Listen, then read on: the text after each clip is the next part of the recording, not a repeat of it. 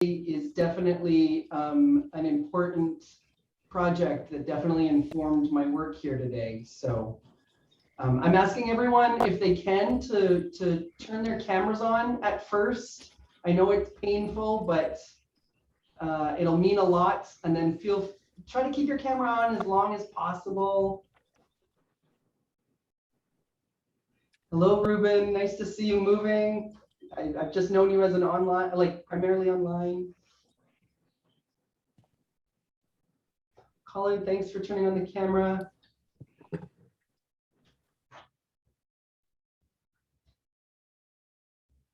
Kiko, hi. Oh my God. Is this a new form of social media connection for us? I think so. Nice. I am hoping I can stay for the whole thing. I've got some family stuff, so I may need to duck out at some point. Okay, thank you. Hi, Molly. So for folks who are joining us, feel free to use the chat to tell us where you are. That can be geographically, spiritually, whatever. Hi, Tuesday. I'm also asking folks to turn their cameras on at the beginning. Hi, Jenny.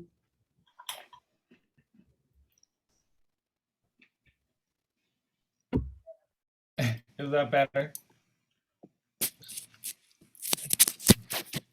I don't know who. Oh, yes, that is better. Tuesday, did you ask if that's better? Yeah. Yes. Yes. I'm checking my phone to make sure that, see if everyone got the links. Yes.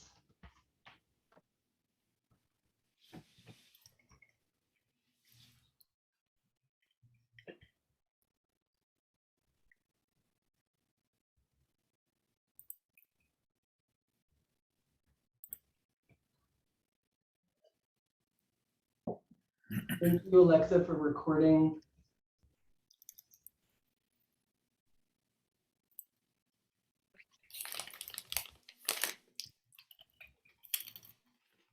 And just so folks know, we're recording. Oh my God, Amy's song.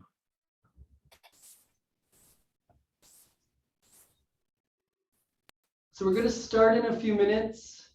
Maybe I'm going to do last call for folks to share where they are in the world using the chat. You can be as specific or as broad as you want. I'm also hoping that folks can turn on their cameras, at least at the beginning. I'll give you the run of show right now so you have a sense of what this will look like. I'm going to talk a little bit. Folks from Recess are going to talk for a little bit. Then I'm going to talk for kind of a little more than a little bit and show slides. And then Zach's going to talk for a little bit.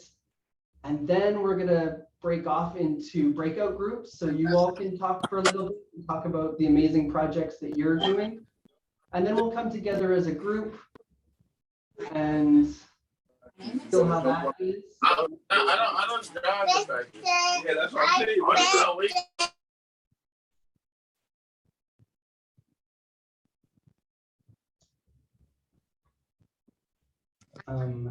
I'm working with amazing co-hosts who are really good at muting folks. That's so amazing. We hope no one takes offense to the muting. It's not because we don't want to hear your lives. It's just because this is already an overwhelming experience.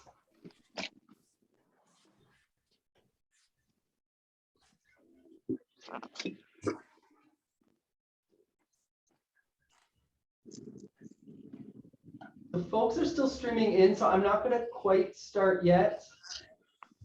But I do, again, invite people to use the chat to let us know where you are. If you are so comfortable, please turn on your camera. It's nice for folks to be able to see each other at first. Nope.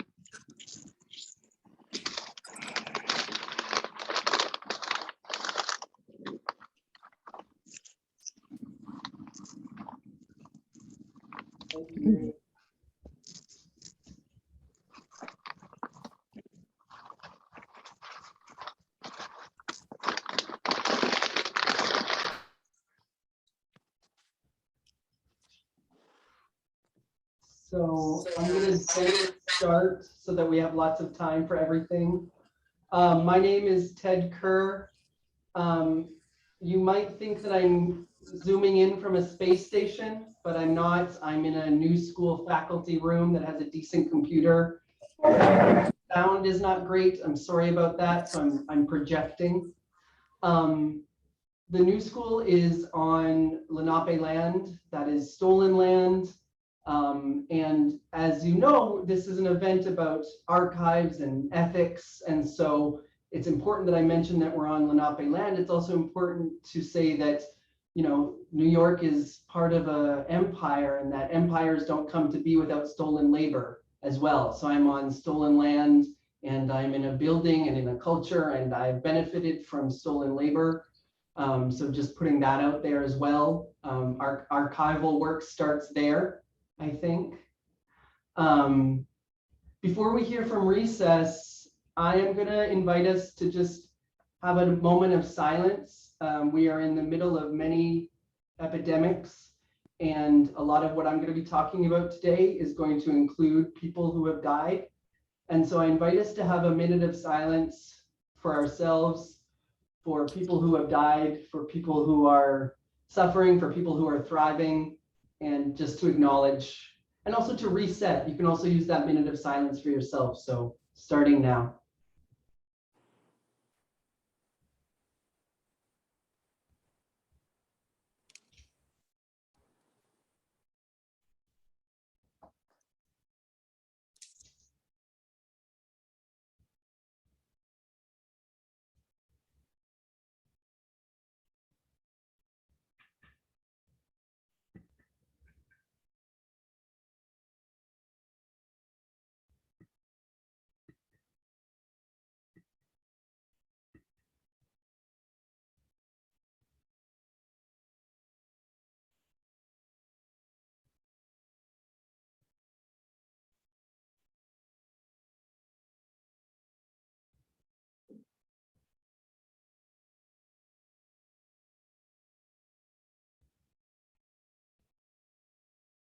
I'm going to gently invite us to come back from that moment of silence and to hold that feeling. I can't remember who was going to speak for Recess, so I'm going to throw it to Recess. Okay, perfect. Hi, I'm Prerana Reddy, a Indian woman with long brown hair and a floral shirt. I just joined the Recess team a couple of months ago as their Artist and Community Fellow, and I'm really excited to be part of a community and a network of progressive artists and young adults that we work with in parallel but interrelated programs. Recess has always been about giving artists room and space and freedom to develop new areas of practice and to ask difficult political questions about themselves, their practice, and their potential social role in life. And in organizations they're part of, believe in transparency and making the artistic practice available to a larger public. So Recess has a residency program where artists get 6 to 8 weeks in a space, blank canvas of sorts for them to develop a project. And we have open hours where from day one, communities can come and talk to the artist, experience the project, participate. And we believe that that dialogue is at the center of advancing artist thinking and their ability to make their imagination as radical as possible. And we also, in an attempt to live out our values around abolition, have a program called Assembly, which is an arts diversion program where young adults can do our program that's based on somatics and theater and working in the arts and learning artistic skills, can fulfill an alternative to incarceration and have opportunities for employment at Recess and at other cultural organizations. And it's been a delight to see how committed and engaged these young adults are in the sessions, artists, projects, and lives, and the friendships that develop. And we're so thankful that Zachary Fabri, who's our current sessions artist, has taken this openness to heart and invited artists from his own network to riff off of the themes in his project. And thank you, Ted, for being one of those people who are in this dialogue around Zachary's project. And I'll turn it back to you, Ted.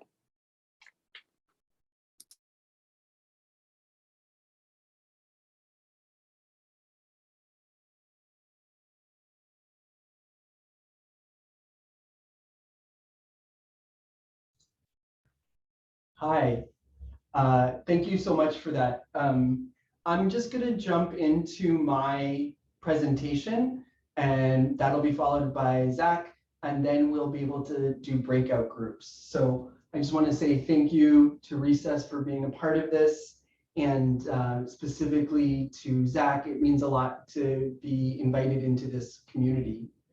Let me get set up.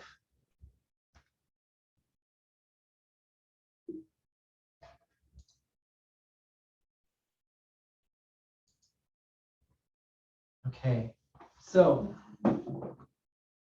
earlier this year, my laptop died, and on it was this photo, the photo you can see.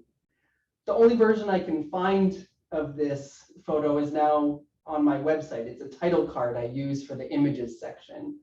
I'm embarrassed by my lack of backing up photos or my lack of using the cloud, but maybe it's kind of fitting that this presentation about ethics and archives and images would start with a cautionary tale.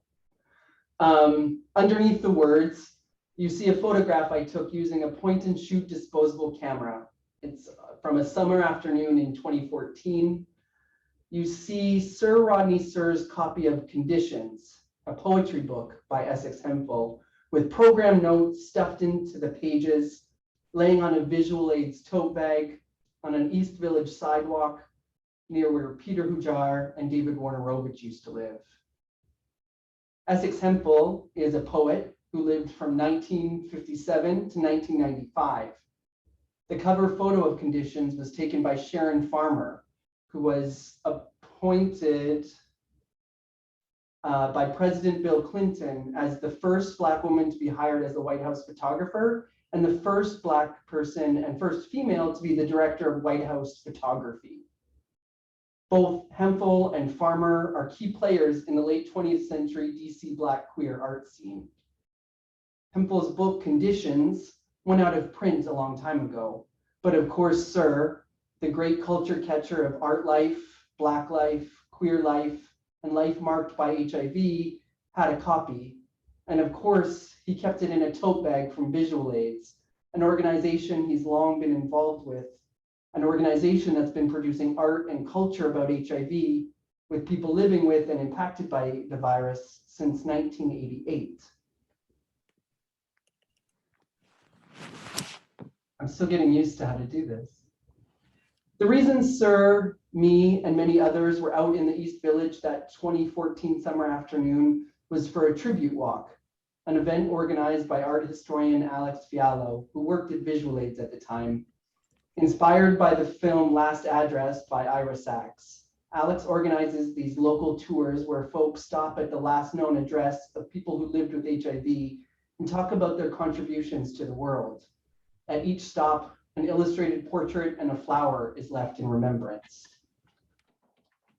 I like this photo I took because it reminds me of such a walk. It reminds me of that day. I think it captures Farmer's skill and Hemphill's beauty.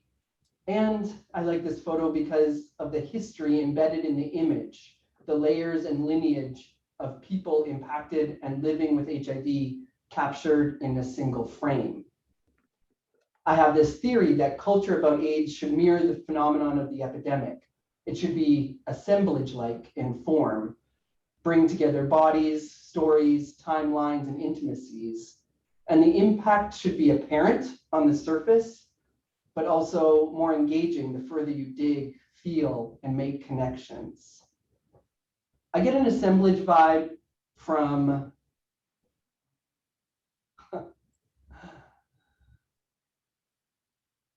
Clifford Prince King's work. This is one of his photos here. While he might be best known for capturing tender moments between Black queer people and art world luminaries, the single work that first got my attention was anchored by Martin Luther King. In the image, we see two young Black men laying down, one on the floor looking up, the other on a mattress. They are sharing a smoke surrounded by objects as at home in the present as during the Renaissance. Candles, wine glasses, curios, and grapes. Prince King's image is an assemblage of art histories, political histories, and personal histories told through objects, poses, vibes, and bodies. If my snapshot is about layers of AIDS-related cultural production and producers converging on a single moment in the East Village, Prince King's image is about the civil rights era, the ongoing influence of old European painters, and the recent past converging on a moment of conviviality. History is present, but less so is it dragged forward, and more so is history hovering, a force at play within the scene that for viewers can't go unignored, but might go unmentioned or even under-examined. While I'm talking about Prince King, I want to talk about another photo of his that I think is an assemblage. In this image, we see a collage on a wall featuring a smiling young Black man. The name Robert Rayford is written in big letters underneath. In the corner of the collage are images I can't make out. Light and shadow from a nearby window layer on the collage. Below the collage are two men in silhouette, one laying on the bed beneath a shut curtain looking up at the collage, the other man sitting upright. Robert Rayford. Robert Rayford is the St. Louis-born son of Constance Rayford. Robert Rayford died with HIV in 1969. The presence of HIV in his body was confirmed from 1985 to 1987 through a series of tests on his tissues that doctors saved back when he died in 1969. We don't know how Rayford contracted HIV, if he shared the virus with anyone. We know he never left St. Louis. We don't know his drug use or sexual history or his medical history before he checked himself into the hospital in 1968. The one thing he told doctors in the hospital is that he had been intimate with a girl in his neighborhood.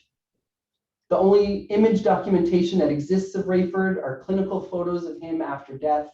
And to my knowledge, none of these photos include his face.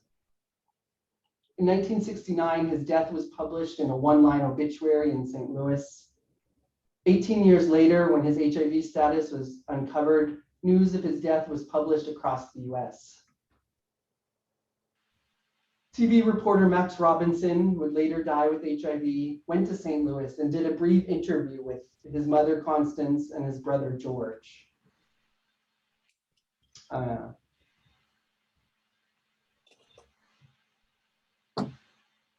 I found no other interviews with the family members about Robert. Constance died in 2011. George died in 2007. News of Robert Rayford's HIV status came out the same month that Gaetan Dugas came to be known as Patient Zero due to the pre-publication media campaigns surrounding Randy Schiltz's blockbuster nonfiction And the Band Played On. As I argue in an essay, people were more interested in the AIDS story that gave them someone to blame than the story of a young Black man whose death would have led to more questions and pushed back against what people thought they knew of the virus at the time. For a long time after this news broke, Robert's story was largely neglected.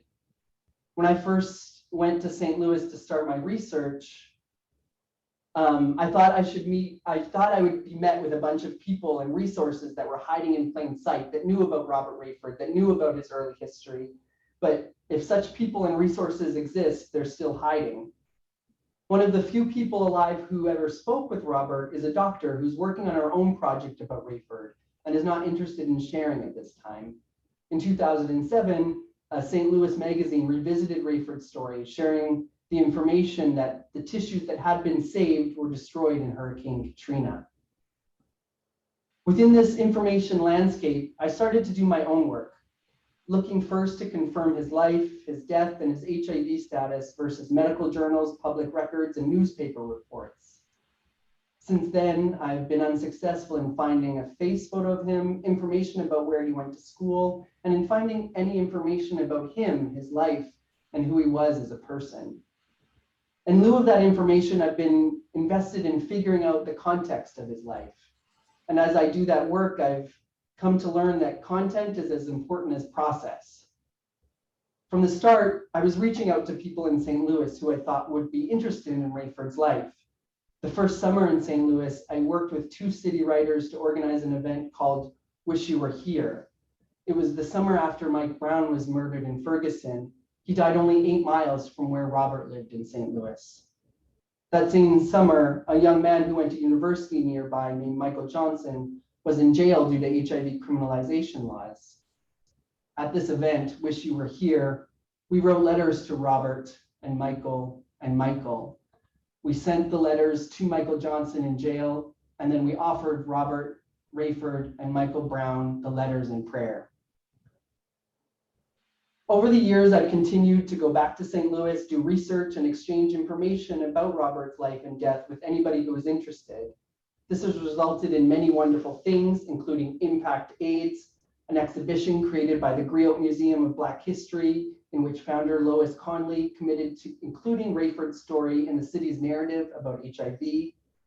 That was in 2008. The same year, I interviewed Lois and Nishi and Joan about their on-the-ground work around HIV as women living with HIV or women impacted by HIV. And as part of those conversations, I asked them about Robert Rayford's life and the ethics of sharing his story and what the ethics or what the impacts of sharing Robert's story had on the present, had on them as women living with HIV or women impacted by HIV. How was history helpful? How is history maybe not helpful? I can put the link to those conversations in the chat later, and I really encourage you to read them. This brings us back to assemblage. I try to be so cool with this. This brings us back to assemblage and Clifford Prince King's photos. Here's the most salient photo about the Robert Rayford image. The person pictured in the collage is not Robert Rayford. It is a photo of Robert Rashawn Taylor, an architect, activist, and chairman of the Chicago Housing Authority who died in 1957.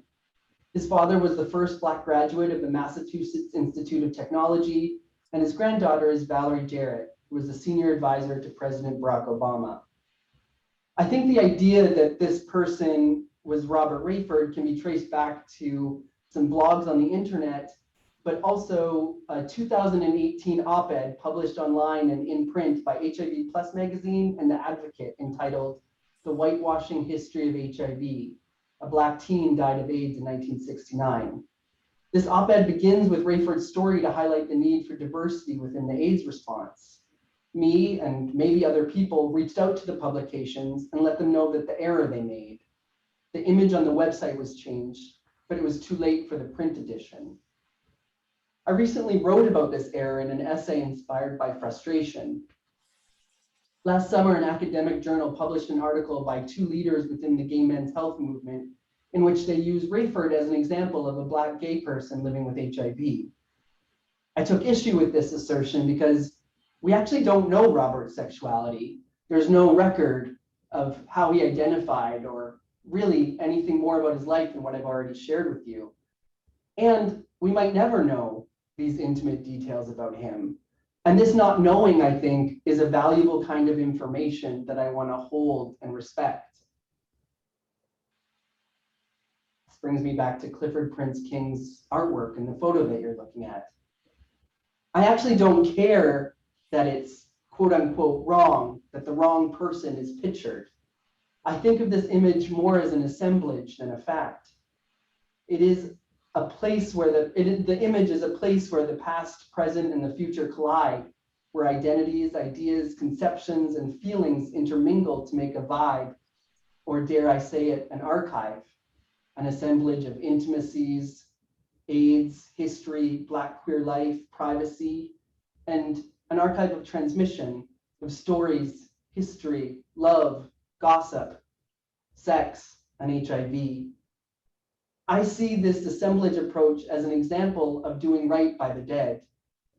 Early in my Robert Rayford research, a friend warned me about making it too easy to allow Rayford to be the new patient zero, right? It could be so easy for people to jump and say, this is the boy who started the US AIDS crisis. This is why I keep on bringing other people into the work. I never want Robert Rayford to be alone or signaled out.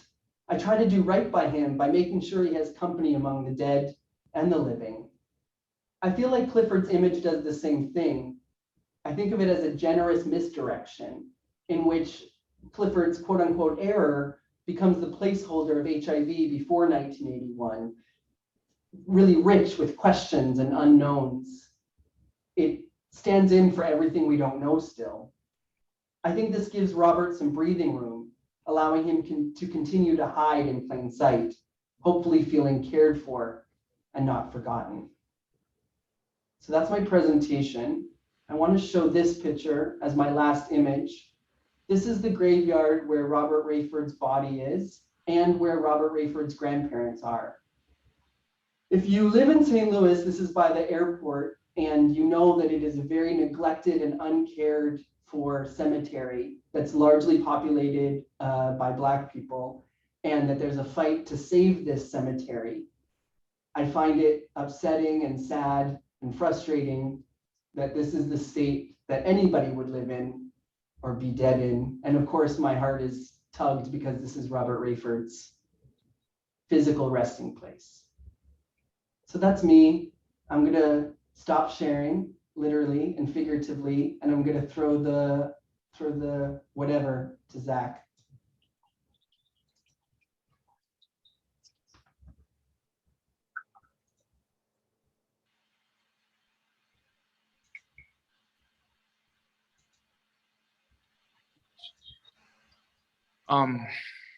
Wow, thank you so much for such a thoughtful and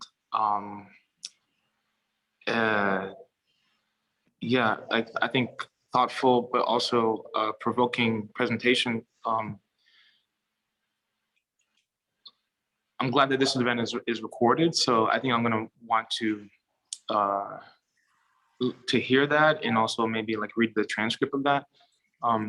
And so I want to just firstly say thank you for that work and your research. But also I want to pull back a little bit and just say thank you for participating and for collaborating with me at Recess. And so just to kind of give a quick rundown about my practice here at Recess. I'm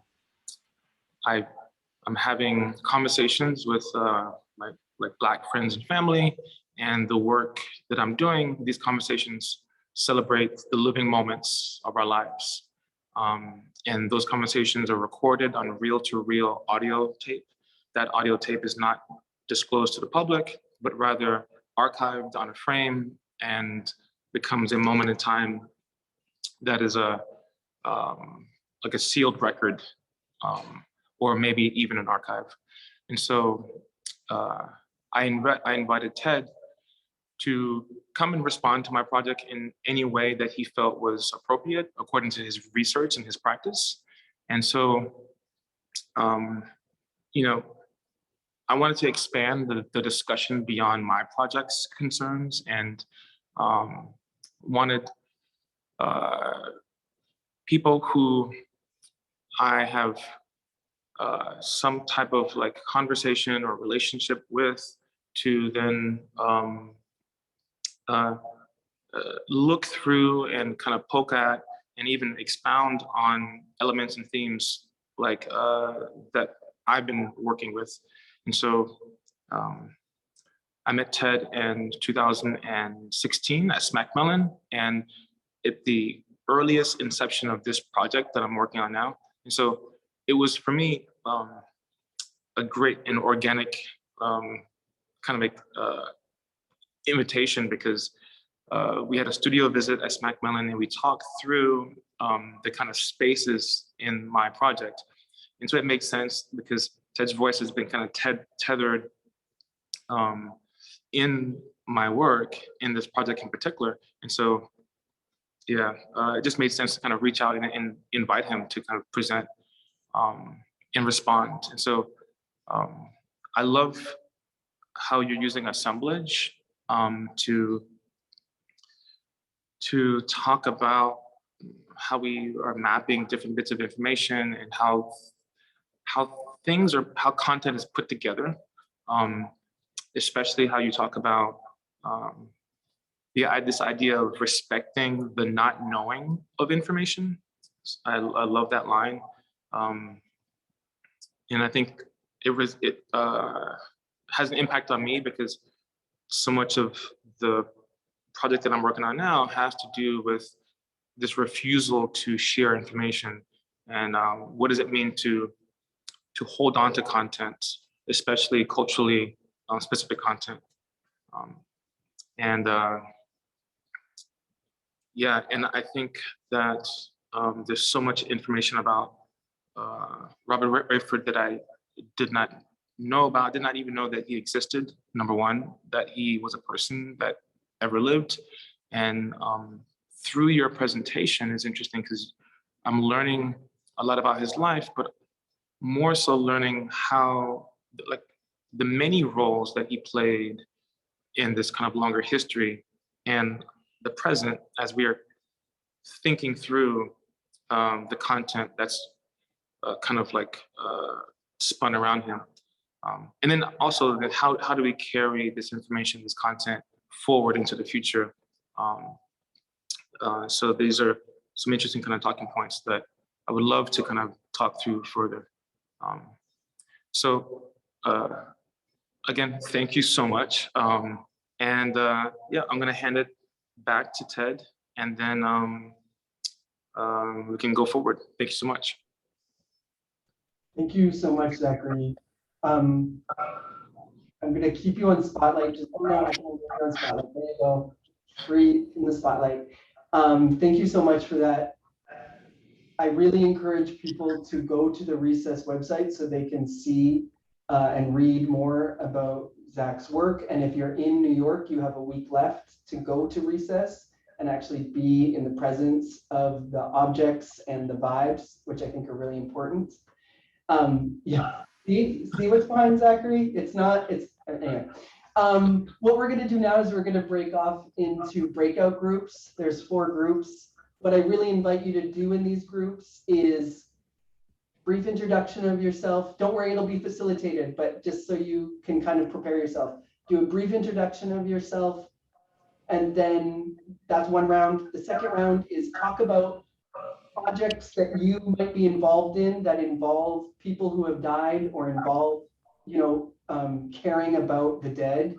And then just talk amongst yourselves about the ethics, the questions, the fears, the pits in your stomach that you don't know what to do with, the voices that you hear, the ghosts. There's nothing off limits. Just be respectful of each other, yourself, and the dead.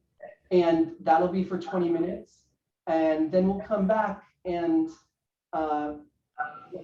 we'll see what happens. Either we'll have people share about what happened in the small groups, or we'll figure out how we need to work together to create a little working group of people who care about the dead. Or as I joked about in the pre-work of this, worst case scenario, you have to hear Zach and I talk a little bit more. Okay, so I'm gonna open up the chats now. Thank you.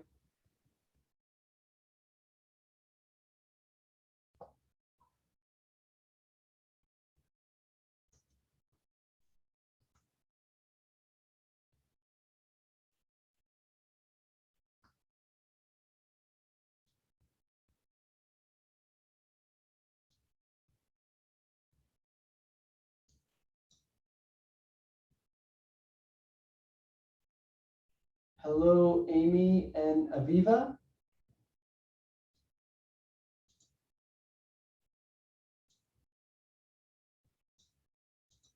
Hello. Hi. Hi. Do you want me to assign you to a group or what? Oh, would you- I don't think I'm gonna be in the group. I'm kind of like dealing with my puppy, right? I'm just a little distracted, but I'm happy to have heard you talk. Thank you. Yeah, of course. Do you want to come back to the group a little bit later? Oh, is that for the rest of the talk? It's just breakout room. It'll be for 20 minutes. Oh, got you. Okay. All right. I think I'll just keep it on mute and just keep Perfect. this on. Thank you. Thank you.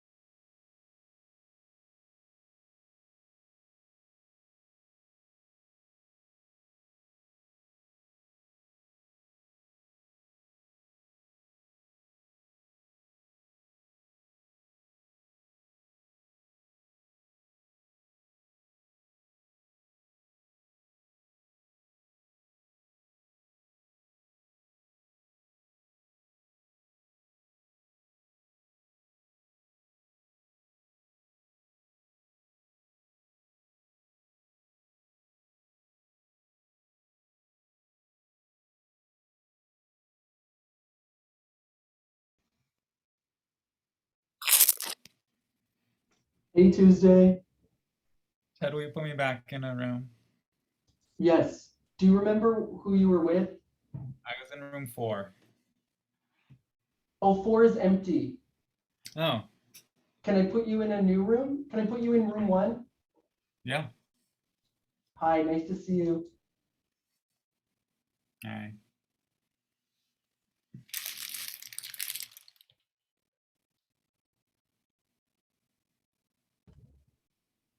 Oh my God, Tuesday, I did something so dumb. I went to that room. Okay. Were they saying interesting things? They were like, we want Tuesday, we want Tuesday. Wow. Okay, there you go. Thank you.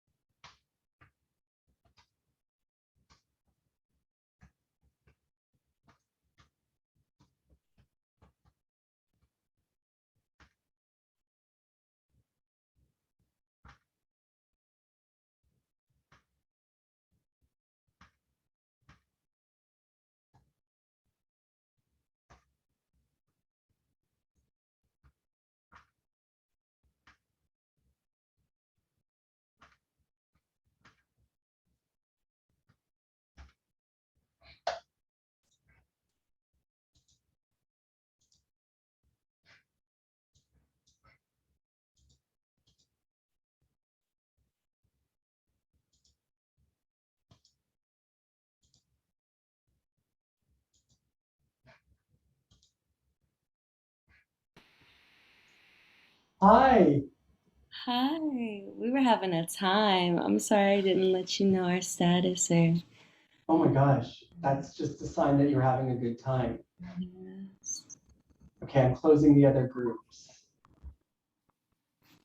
Hi, everybody. Nice to see your faces. Alexa, I went ahead and made a program. Mhm. And then that way we don't have to do the post-event email. Oh, wonderful. Okay, thank you, Ted. Oh my God, thank you. I'm just I'll attach it so you all can have a sneak peek, and then I'll share it again once we get everybody back.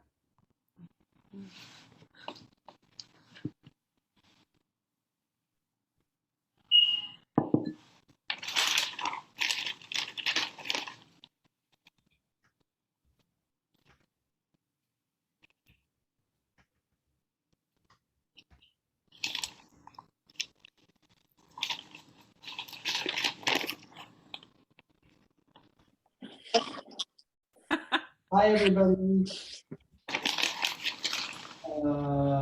I think we're all back. Cool.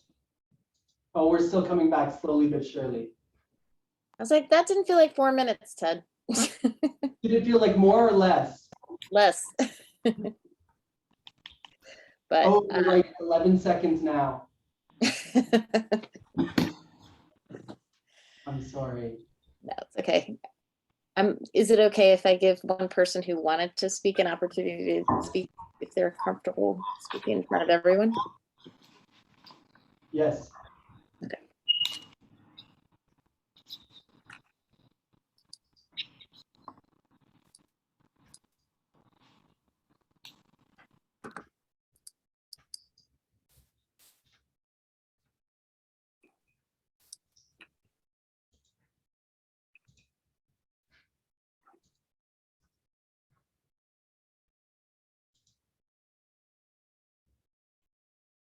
Wait, is that supposed to be me right now? I don't feel comfortable dominating this whole meeting. I don't want to do that. No. I'm not gonna ask you to do it now. I'm gonna when we do our group stuff, I'll make notes about some of the conversation, and if you feel comfortable, you can. Sure. LOL. Okay, I'm so sorry that I cut you off early and that's happening. Hi, Eleanor. Okay, so why don't do you want to start with your group and present? Sure, I could do that. So in our group, we had Daniel, Colin, Dom, Ruben, and Eleanor, and Daniel kicked us off. He shared that he had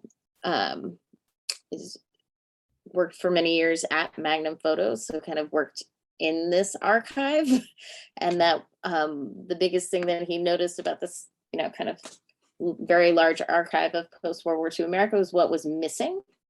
And as a HIV positive person, as a person who was noticing whose lives were not being documented in these archives, that he felt like it was really important to kind of think of his own work as an archive, and that he wanted to imagine how his work would appear if he were gone and someone else was looking at it, and the kind of focus on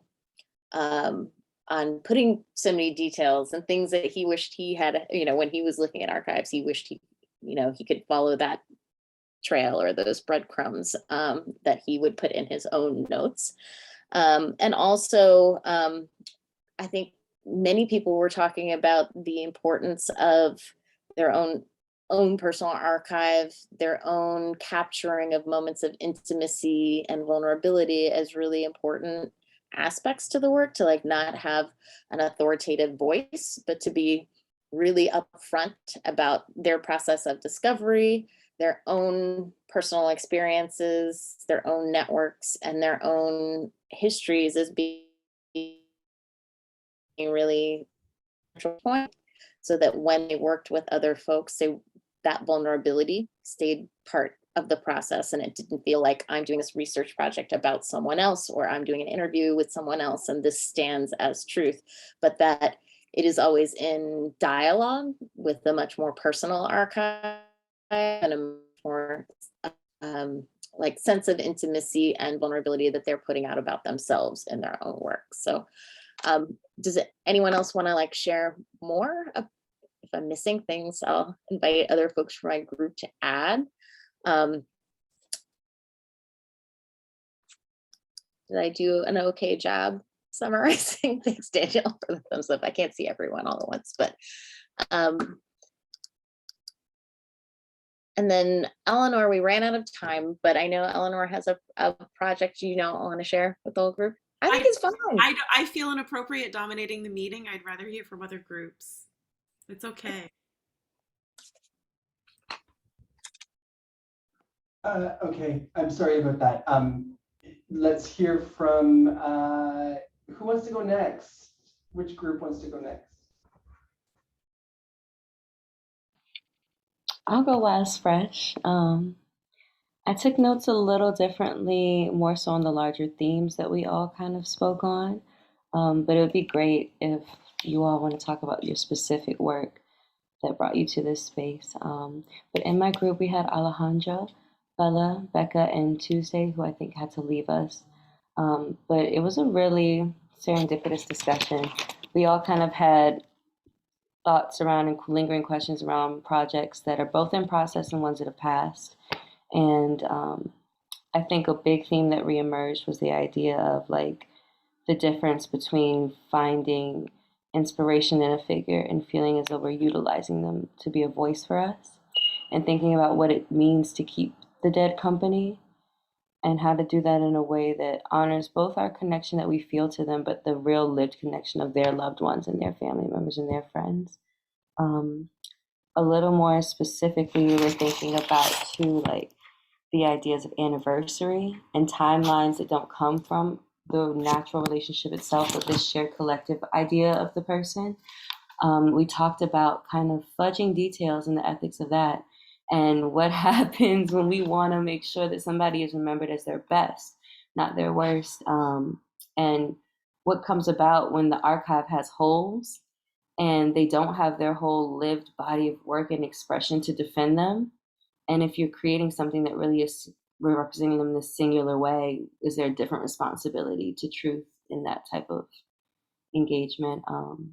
But I really, really appreciate the vulnerability of everybody in the group, the specificity in talking about like how these projects are tied to your heart. I feel like I'm leaving out so much. It was such a rich discussion, but if anybody wants to chime in and give a little more specifics around who you're researching and who your shows have been around.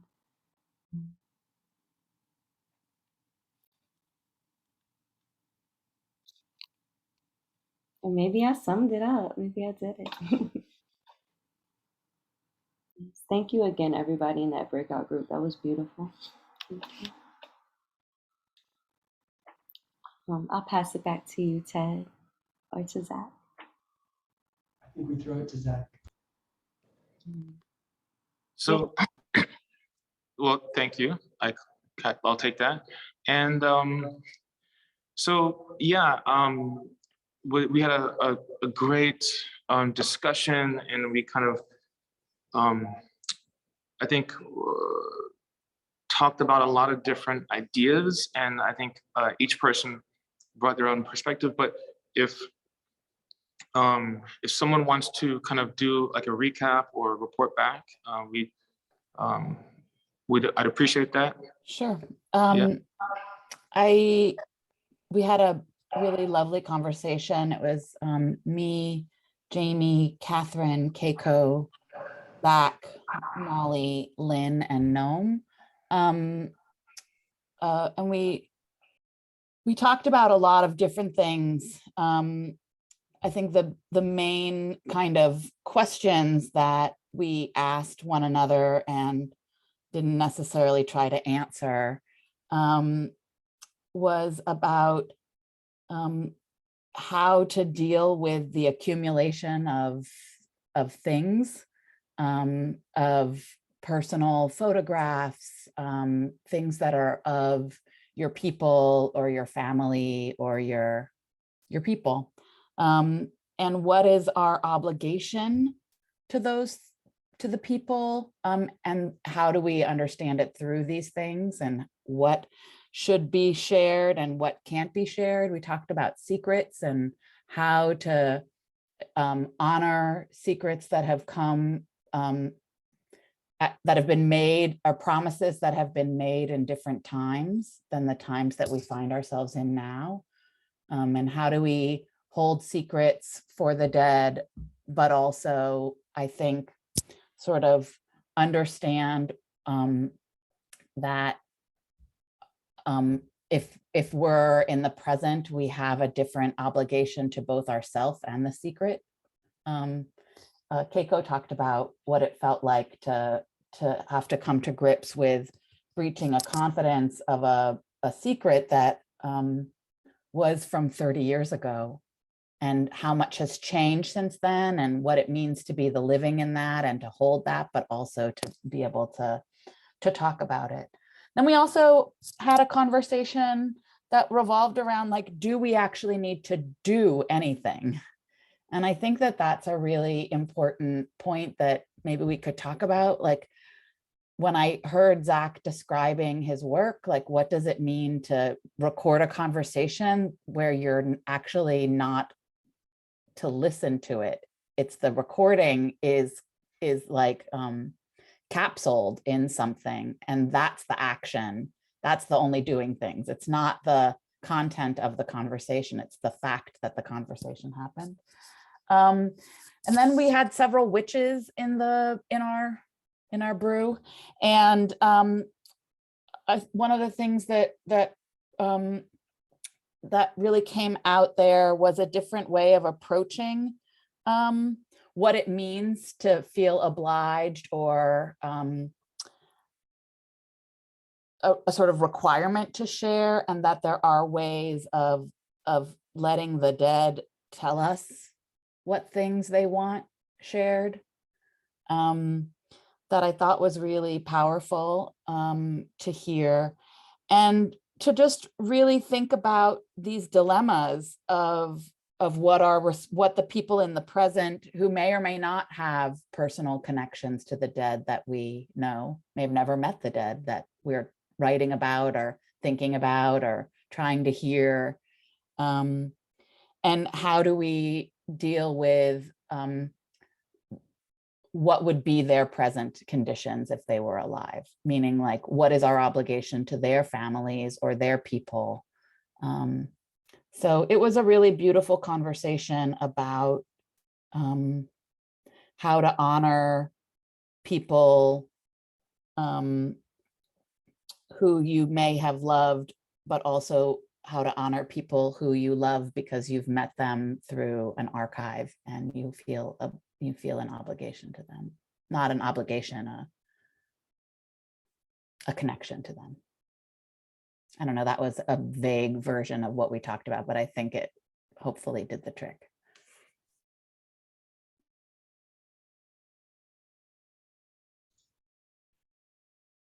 Thank you for that. I'm easing back in slowly because what was shared is so beautiful, and I just want to let it soak in. Thank you, Prerana, Alexa, Zachary, and Jenny, for sharing that stuff. It's not easy to be the reporter and the facilitator, so I just want to name that. Zach, I wonder if we want to pick up where Jenny led us, and if you want to talk a bit more about Jenny's really generous question to you about the act.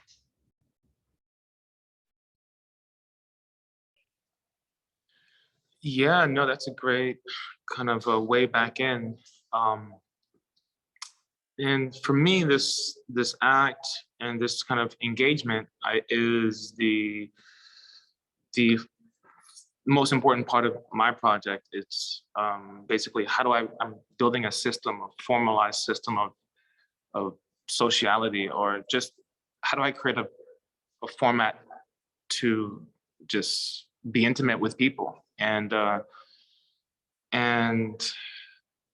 this is I'm like introvert, extrovert. So I have unlimited capacity, but then very limited capacity at the same time for kind of like engagement with people who I love, and also from meeting new people. But I think to answer the question is, I guess I've been trying to think, how do I create a work, create a system that celebrates the living moments? And yeah, basically that's it. Like, how do I create a project that celebrates the living moments of my friends and family? And that is the act and the action, and to be grateful that that we have this moment to just celebrate and waste and chit chat and dive deep into whatever we want to talk about.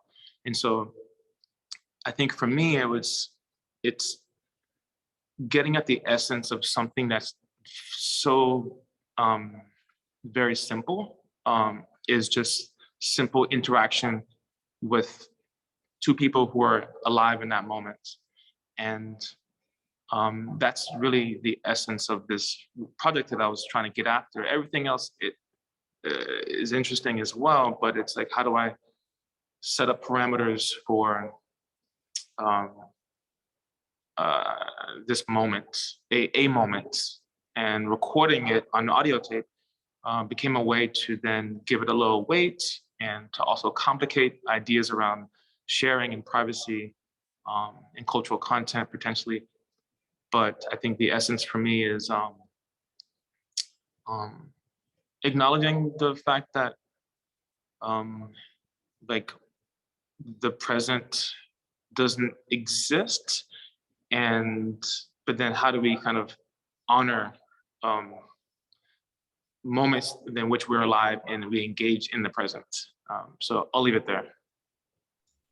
Do you mind a follow-up question? Please, please.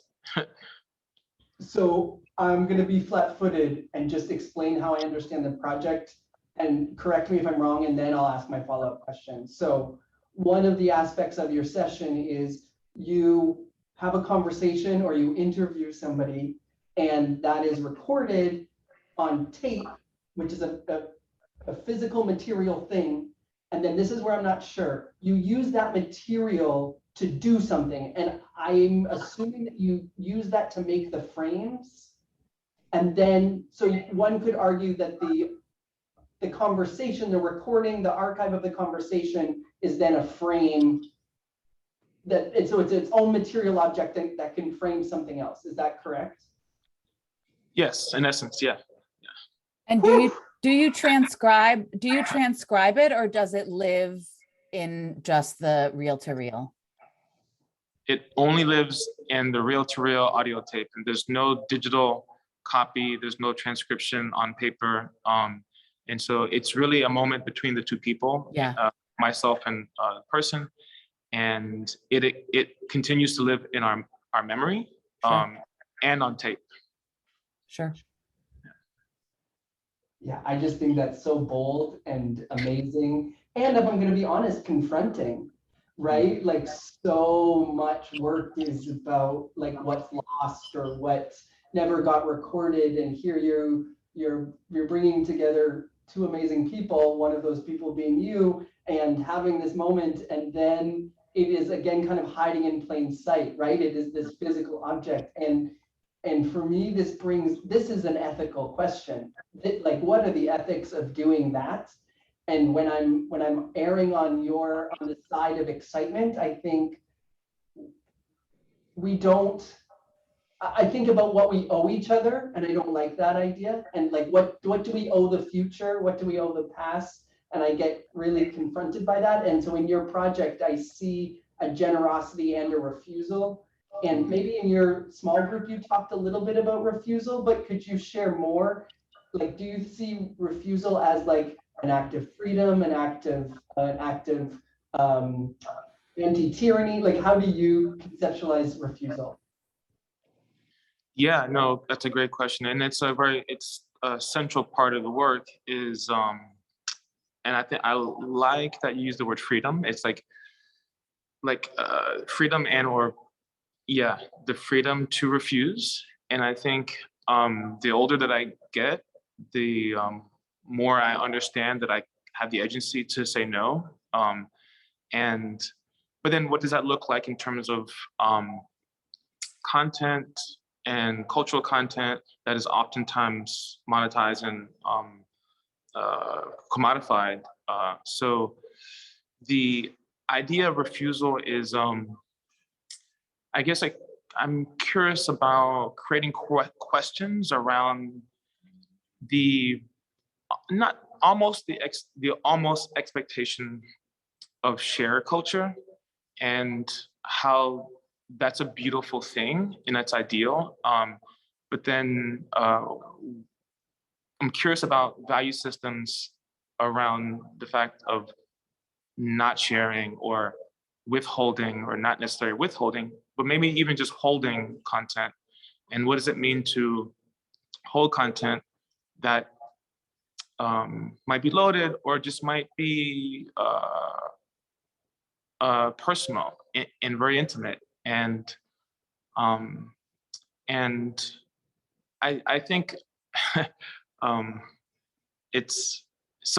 guess it's at some point it's creates questions around this expectation of sharing content. But I think at the same time, and I'll leave it there. I don't want to like jump to another theme and question, but yeah, I think the freedom to refuse, for me, I like how you're framing that. So in the chat, I put that I invite folks to use the chat to comment and question, and also it's open talk now. So Jenny raised a hand, so Jenny, feel free to jump in, but also we're a small enough group. Let's pretend we're sharing food and just talk as you wish. Thank you for that exchange. One of the things that I've come to recognize in this project that I've been working on, which is a Living Women's History of HIV, is that I'm still trying to think about, I love the idea of there not being a transcript, but at the same time, the transcript, I understand the meaning of the transcript for the women who are part of this project, in part because they're not used to seeing their words on paper, and what the power that has to sort of say, like, I'm a writer, in essence, because the transcript has been made of their voice and it captures their intonations. And one of the things that we ask women to do is to read the transcript again. And sometimes we read it back to them if they need it read back to them. But we ask them to this question of refusal, we ask them to mark the transcript with anything that should not be shared with anyone other than the dialogue itself. But we also ask them to mark anything that must be shared. So we affirm, like we say, you can decide anything you want to be taken out of the transcript, but we also really just want to know, like, what do you need to have out in the world in some way? And it's been a really powerful question because oftentimes they're asked in part because of where they're positioned. Consent is about things happening to you, not about you deciding what has to happen in the circumstances that they often find themselves in.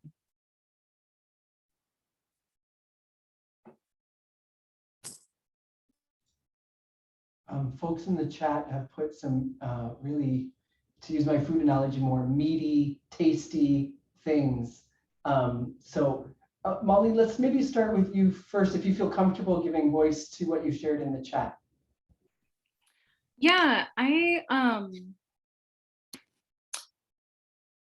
get frustrated sometimes by people my own age, and I'm 34.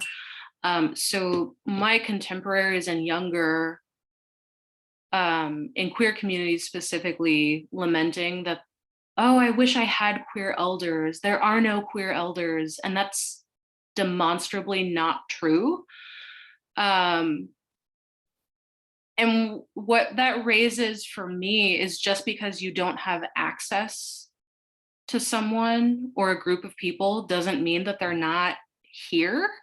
They're not present, living their lives, and you are not owed access to them.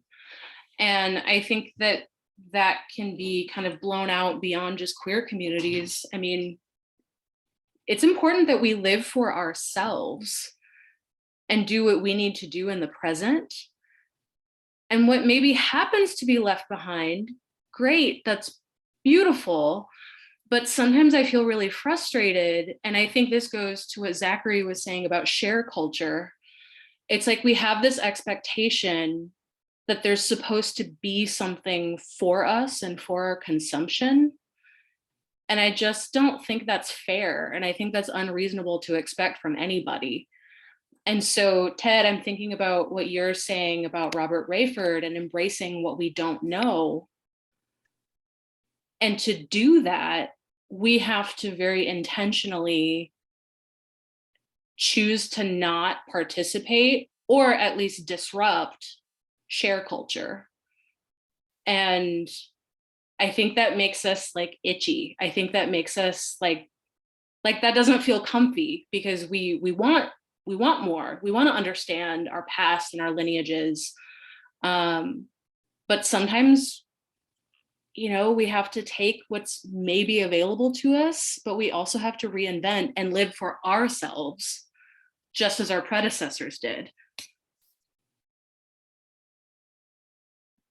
I wanted to respond to that because I also think that's really that's something that I've been really kind of engaging with when I really like photography, and HIV photography is something that really just makes me excited. And I recall a moment when I had wanted to write a certain image about a certain image, and I had reached out to the website of the photographer, thinking I was gonna talk to the archive manager, and then the photographer himself emailed me back, and I was like, holy shit, you're still alive, what? And it's kind of going back to what you're talking about, where I think my initial approach to that was I ended up interviewing him, and he was significantly older, and he had a hard time kind of remembering things and telling me things. But after I left the conversation, I just had this moment where I was just kind of like, oh, I had two moments. One was, this is not enough for what I'm trying to do. And then the second moment that I had was, okay, but he doesn't need to give me all of that. And then I guess the third moment up to that too was what the fuck is wrong with me? I should be the one trying to build a relationship with this person, because that's really sort of, I think maybe that's because I've been sitting in archives where everything was just available to me, so I could just take what I wanted. And so there was this weird commodification of this archive where it's I don't even need to ask for your permission because you're dead and I can just take it and go. And I think, that experience kind of changed the approach to the work, because I think it became less about me wanting to record your experience and more so about me wanting to develop this relationship with you, because as people and as humans, things mean different things over time, if that makes sense. It's we can't get to know someone in one sitting. We can't get to know somebody's history in one sitting.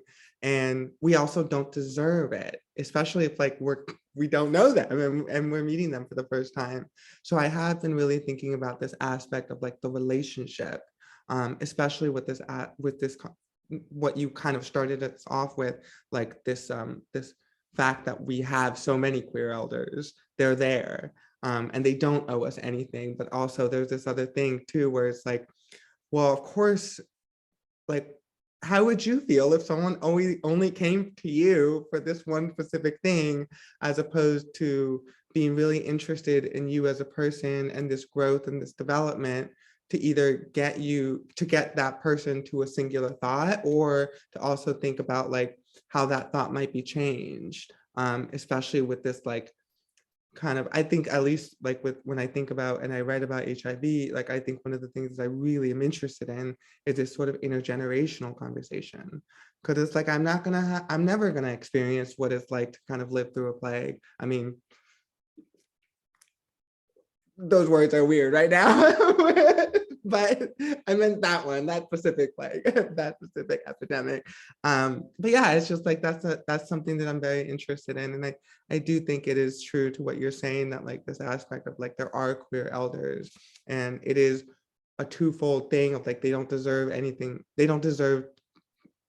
Wait, what did you say? They don't have to give, they're not, they don't owe us anything. But secondary to that too, it's like, especially when we're not like doing the effort of making a relationship, you know, and it doesn't, I'm not talking about like intimacy or anything like that. I'm just talking about this aspect of like, I want to know something about the most traumatic moment of your life. And you probably are not going to give that to me off the, like right out the gate. So we probably got to build to that. Anyway, I just wanted to kind of respond to that, what you were saying.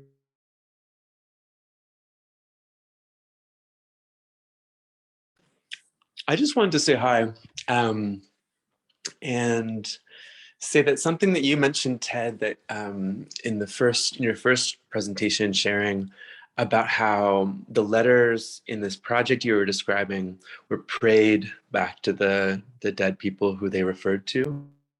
I really respond to. I really feel like identify with Prerana's methodology when we're talking about working with people who are no longer with us, especially people who don't have living relatives, living loved ones, living people, like those legacies that are a little bit further back.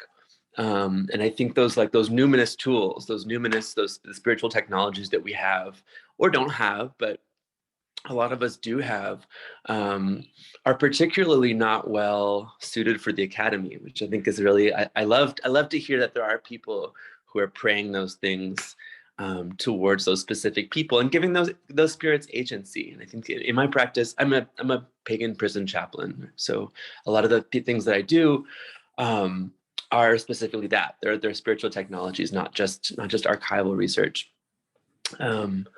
But yeah, I'm resonating with what you said about how you can use that as a method, and I really like that. I really also appreciate that. Thank you, Jamie. Alejandro, I'm going to throw the ball to you now after that. Thanks. Yeah, hopefully that will be related to Jamie's comment as well.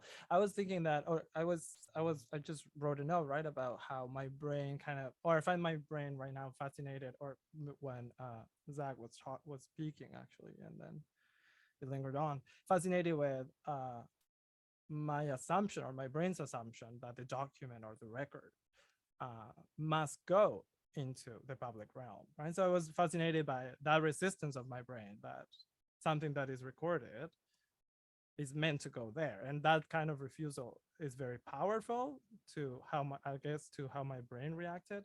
But I was also thinking in terms of what that public space is, right, and why do I resist it that way? And I was even wondering if I feel part of that public space, right? I feel like it's a very institutionalized space that is not necessarily a space that includes me, or at least not all the time. Or maybe I'm just thinking about the tensions around the public space. And even if something is recorded or documented,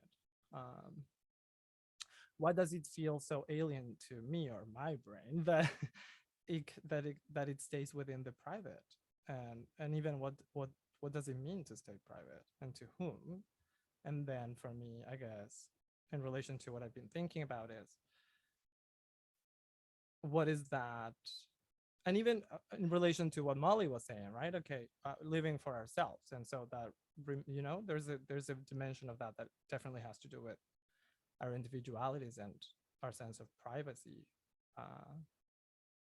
But then I find myself struggling with the idea of togetherness, right? And that kind of secrecy, and secrecy brings me to gossip, right? And I always end up in gossip, and I find gossip productive in that way. I don't know, it's just a ramble, but it's like how my brain was processing all of these tensions that we're talking about, right? About refusing, but recording, but not belonging in a space, but keeping it in another space.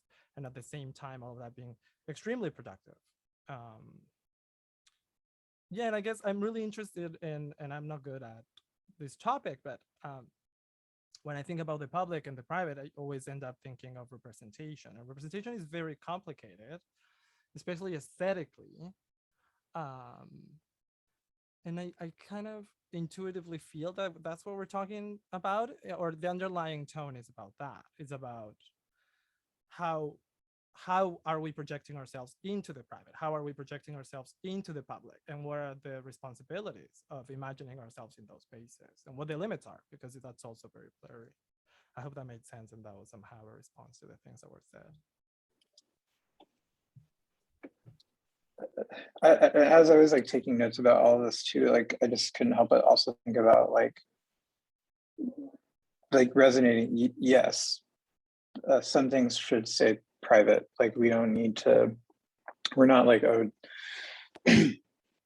information, but maybe like in the role. And I was thinking about this primarily when Daniel was talking a lot, but like the role of being super present and learning about the past like that is more like it's like a personal project. And it's not necessarily, right, it's not about recording and keeping all of that there, but it's about, I guess, just like activating yourself. And maybe like that's our role, and like in a more like future-based project, like becoming, I don't know, just like activated as like individuals right now, and not necessarily relying on the past so much like as a crutch. I don't know, my thoughts are all messy, but that's like a thought I wanted to like throw out there as well, like in response to like what you were saying, Alejandro.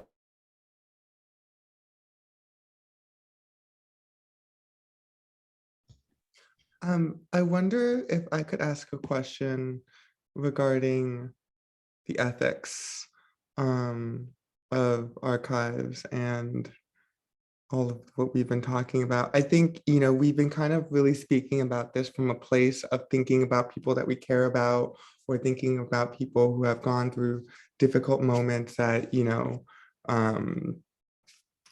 we want to be cautious in terms of recording. But I've been really, especially this past couple of days, I've been really kind of very interested in this aspect of like, how do we deal with an archive of someone who's awful, of someone who's terrible, I don't know if any of you have been on Twitter the last couple of days, but somebody decided to make a comparison between Madonna and Nancy Reagan, and basically made this like comment of like, Madonna's 64 and she's like splayed out on a bed, and when Nancy Reagan was 63, she's like with a family of all of the people that is in her family or whatever, and made this comment of like, which one do you want to be, like trashy or classy? And Twitter had a field day with it and kind of pulled out like, the receipts that was basically kind of saying that, Nancy Reagan was, before she was the wife of a president, an actress, and was known around the MGM lot as being really good at fellatio and giving it to everyone. And so it just turned into this kind of whole thing where Twitter was just making all of these jokes and making, fun of her, but also like, making fun of the situation and all of this. And here's the gossip, yeah. But I do think it's kind of, it did start of kind of making these like thoughts going through my head of like, this is a person that I categorically do not like because she has done some terrible things. But I do think sometimes, at least for me, the ethics of what I feel comfortable sharing, or the ethics of what I feel comfortable writing about this person, starts to get really fuzzy, because I don't care. And I think this is sort of where I think the question of ethics and archives really kind of starts to get really, really kind of contentious and complicated, because it's like, what do you do? Like, do you still uphold your ethics for the terrible people too? And how do you engage with that? And how do you engage with that archive? And it was just something that I was just really thinking about. I mean, I was having a great time on Twitter because people are really funny on there. But, you know, it did kind of bring up this whole question. And I'm wondering, if we don't, not necessarily specifically Nancy or anything like that, but I'm really wondering like how all of you sort of engage with archives with people who are terrible, or with people who you have a deep love and connection with or care for, and then you come to learn that, you know, they're much more complex.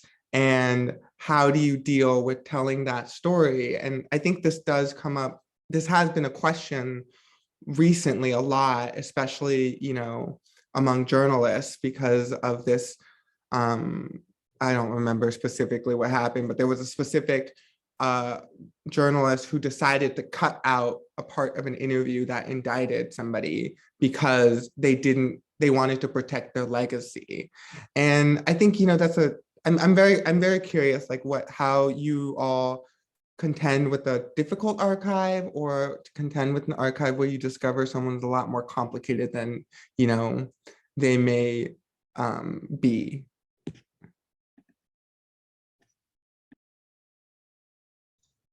For me, I really relate to that second question, specifically because I think of I think of our time as sacred, and who I choose to focus on is part of my answer and part of my ethic.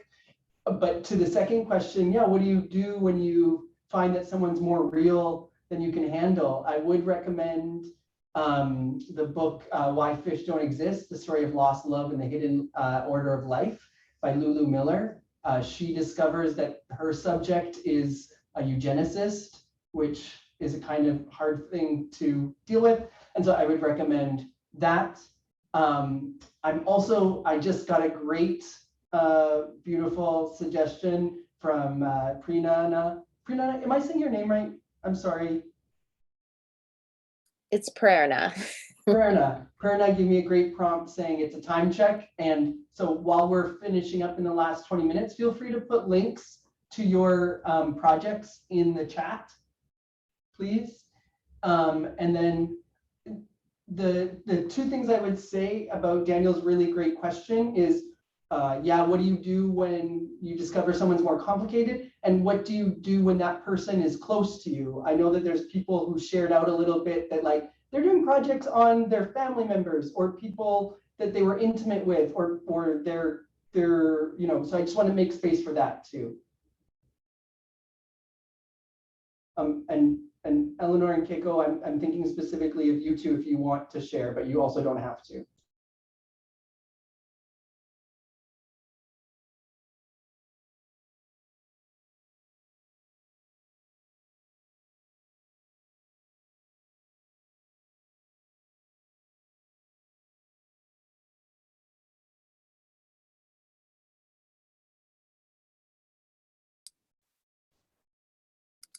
Well, I don't want to put anybody on the spot or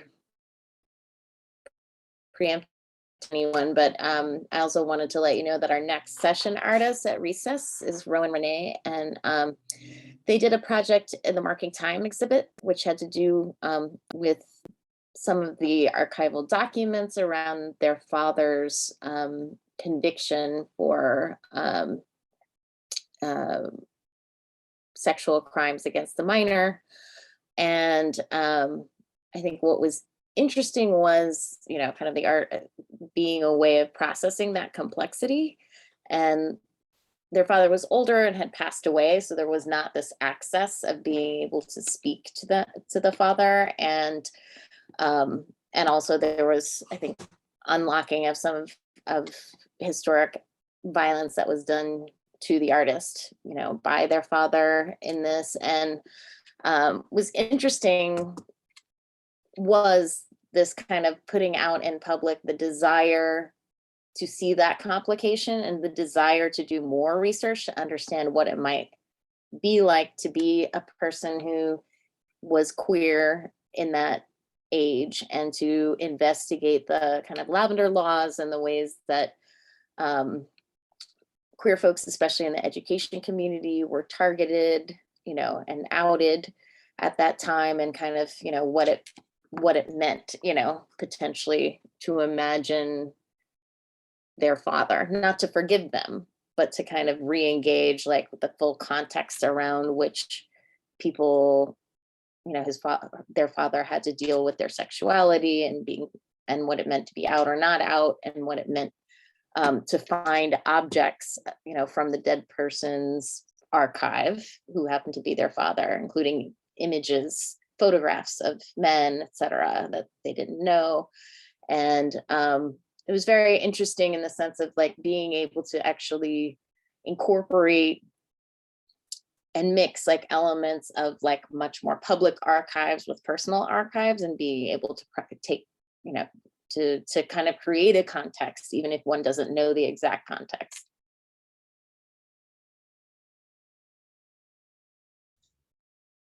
Thank you. And do you want to drop a link? Is there a link available for when people can be part of that program? Oh, but you're muted, sorry.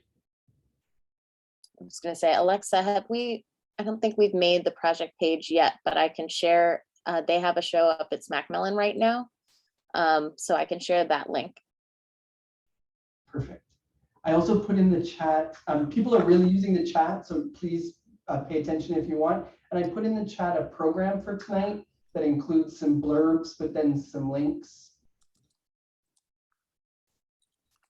I also want to say that one of the goals, or one of the ideas that I had for tonight, is if anybody needs or wants to make a small working group for their project that they're working on, to think through these ethics in an ongoing way, feel free to email me and I can just facilitate the making of that group. It can be informal. We can meet twice or 100 times. It doesn't matter. But I know that ethics are easier in community. No one can do ethics alone.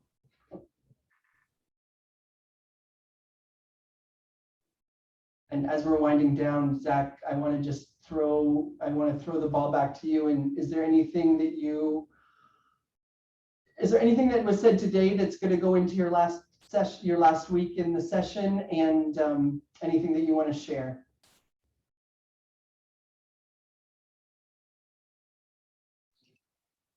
Yeah, I think our event tonight will definitely be in my cells for as long as I can, they possibly can. And I really do want to get access to your presentation tonight on Robert Rayford. And I think whenever the recording of this is ready for a link, that'd be great to have that. And I think there's just so many wonderful questions, and people spoke to so many brilliant spaces and interesting kind of incongruous facets, and I think I just love this landscape that we've been kind of talking in and around tonight. And so all of this is just going to inform my work, and I take all of this with me into my last week at Recess, but also beyond Recess and into my practice. And it will inform this project, but also this will hopefully sit with me and kind of nurture my larger practice. So yeah, I just take it all as much as I can, and I think I'm really thankful for everyone's input, and thankful for just everyone to participate and just be honest and genuine and be their fullest selves on Zoom. And thank you, Ted. Again, so grateful for your research and presentation, and Recess for having all of us here in Zoom land. Yeah, that's all. Perfect, thank you. And then I just want to give people, if they want to use their voice to shout out any projects they're working on. Eleanor, I don't know if people can buy tickets yet for the Shed Show. No, okay. So does anybody want to use their voice to just name the thing they want to plug, and then we'll wrap it up.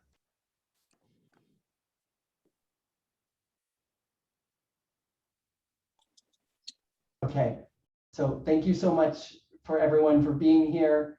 Please be in touch, stay in touch, and I've downloaded the chat. Thank you.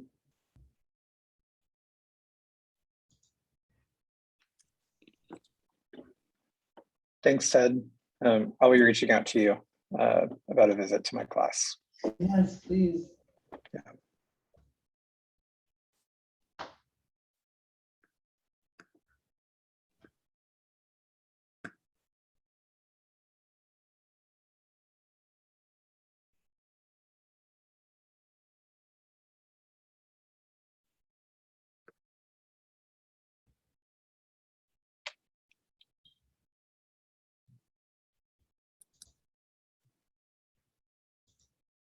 Hey, thank you for that. That was really great. It was really special, Ted. Thank you. Yeah. Yeah. That was great. That was a lot. I'm still processing so much, but I'll send you just my notes and blurbs if you're interested. What Zach said, like on a cellular level, and this on the heels of just kind of everything with my uncle. It helped a lot. I didn't expect it to, so thank you. That means a lot. I'm glad. I'm glad your uncle. I'm glad you brought your uncle here. Thank you. Me too. How should we say see you later? It's so hard with these I things. know, right? Well, I'm gonna be up in your inbox. I feel like I made a virtual friend, and I'm interested in this working group for ethics. So this is not goodbye. This is a biento. This is I'll see you soon. Thank you all. And yeah, no, it was I was surprised happily by how much everybody wanted to share and share very personally, very quickly, like from the get. So thank you for setting that tone. Good. Yeah, I mean, thanks for holding it. If you need to process in the next few days, I'm here, but also like cold water in the face, ice cream, whatever. Okay, should we, my friend Timothy Dwight does this amazing thing where on the count of 3, you clap, and that sound is your sound together. And that's sometimes a nice way to kind of transition the space. Should we do that? Oh, I'm down to try. Let's do it. Okay, 3, 2, 1.